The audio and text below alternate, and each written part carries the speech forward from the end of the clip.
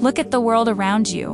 We are told we live in an era of meritocracy. We are told that the wealth of nations is the result of hard work and enlightened ideas. But if you look closely at the cracks in the pavement, you see a different story. You're living inside a ghost story. The skyscrapers of the West are haunted by the silence of the South. The debt you carry, the inequality you see, and the borders that cage us were not accidental. They were engineered. The world isn't broken by accident, it's functioning exactly as it was designed. We've been told that modern poverty is a failure of character and modern wealth is a triumph of innovation. But what if the global economy isn't a ladder we're all climbing, but a machine designed to extract the very soul of humanity?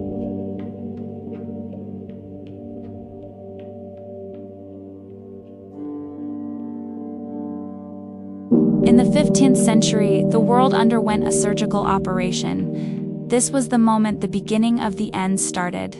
It wasn't just about moving people from Africa to the Americas. It was the birth of the first truly global factory.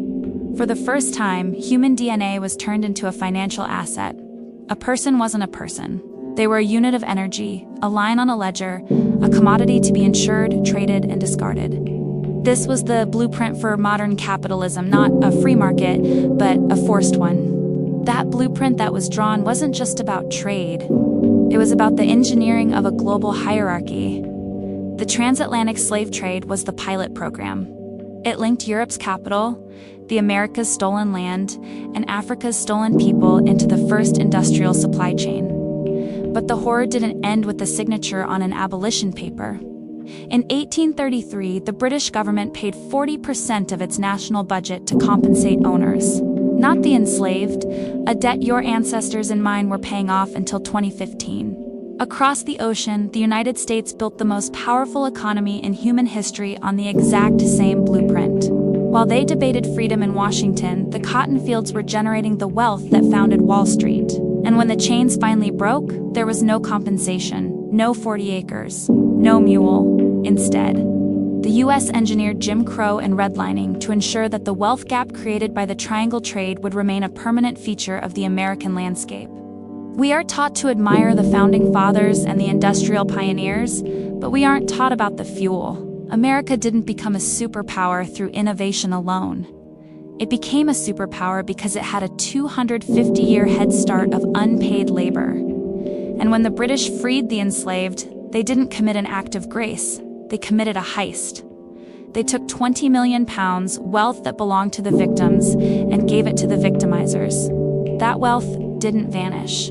It was laundered into the banks, the universities, and the infrastructure of the world we inhabit today. They didn't end the system. They turned a human rights atrocity into a high-yield investment. This was the first time an entire race was codified as property to power a global stock market. This was the first time that blood, sugar, and cotton were distilled into the capital that would launch the Industrial Revolution. This wasn't just slavery as the world had known it. It was the mechanization of humanity. It was a machine designed to run forever, fueled by a debt that can never be fully repaid.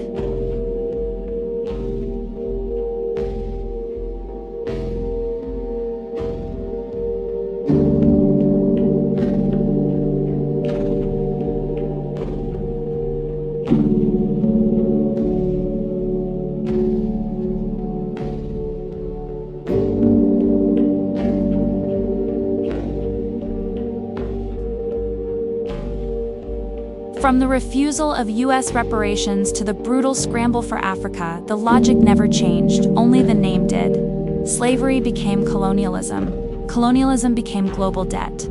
This is the beginning of the end, a 400-year-old engine that built the skyscrapers of the West while dismantling the foundations of the South. Today, we peel back the layers of this architecture to see the truth.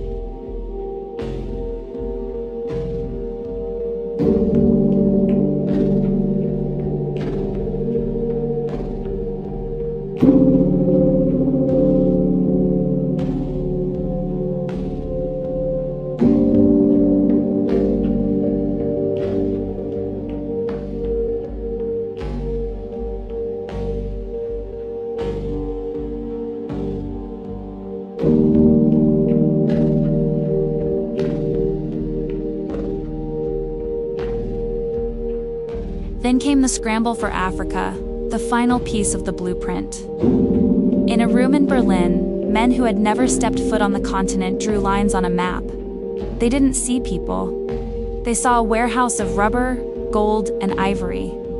They didn't just colonize the land, they colonized the future. They destroyed local economies to create dependency.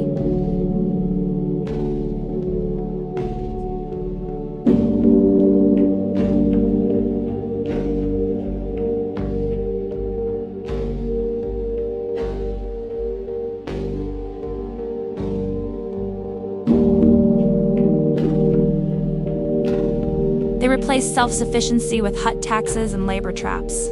They ensured that, even after the flags were lowered and the anthems were sung, the money would still flow in only one direction.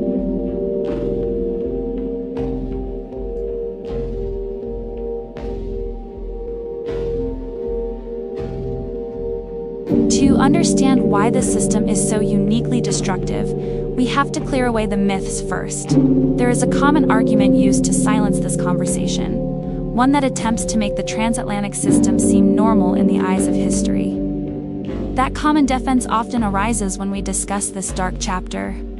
People will point to the annals of time and tell you that we shouldn't single out this era because, after all, slavery existed everywhere.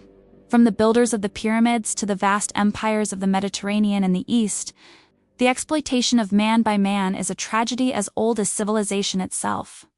And they are not wrong. We shall discuss that further in the video.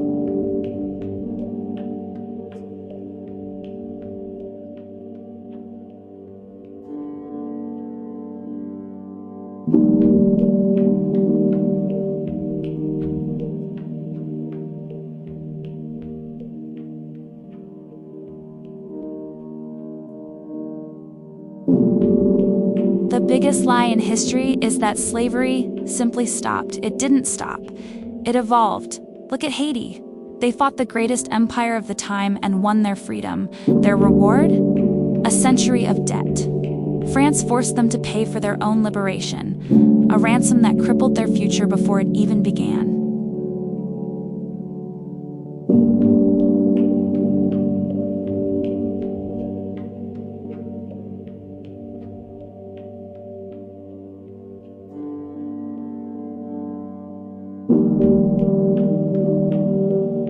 This is the logic of this system. Even when you are free, you still owe the master.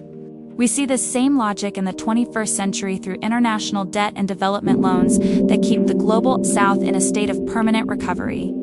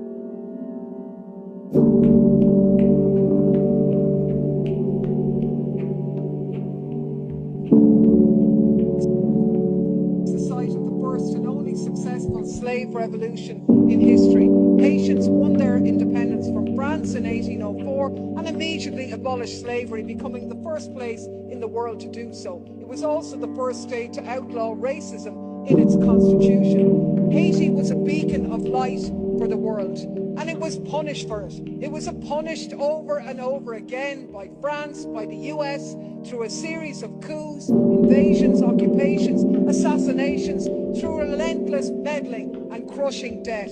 They were determined that this beacon of freedom would be extinguished because it presented a bold challenge to the dread logic of capital and empire. But the Haitian Haitian people kept fighting through. Theirs is a light that never goes out. And so, it's still being punished. The meddling goes on. If Haiti is a mess, and it is, then Europe and the US are to blame. If we want to support the Haitian people, and we should, we'll stand up to the US, the world's bully, tell them to get out of Haiti and get out of it ourselves.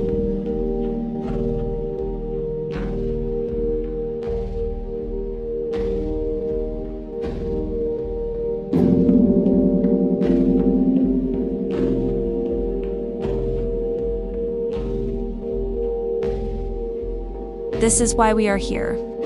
The inequalities we face aren't a glitch. They are the intended output of a machine built 400 years ago. To understand the collapse of the modern world, you have to understand the foundation. You have to see the structure for what it truly is. There's a lot of people in the world, I'm talking black, brown, white, yellow, green, you name it, that are not ready to learn or leave alone listen to this history. Why? Because it makes them uncomfortable. There's even special cases where the said people are the descendants of the victims. So they have believed the historic washed version that tells them the comfortable, palatable version that helps them sleep better at night.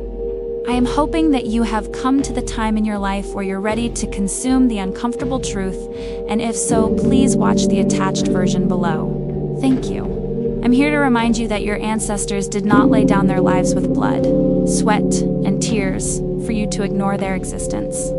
Wake up. Whatever you do, you must wake up. Nobody is asking you to go around screaming. Just know your history. Otherwise, you will believe anything taught to you. If you enjoyed this episode, please don't forget to like, share, and subscribe. This is A Catch on Culture. See you on the next one.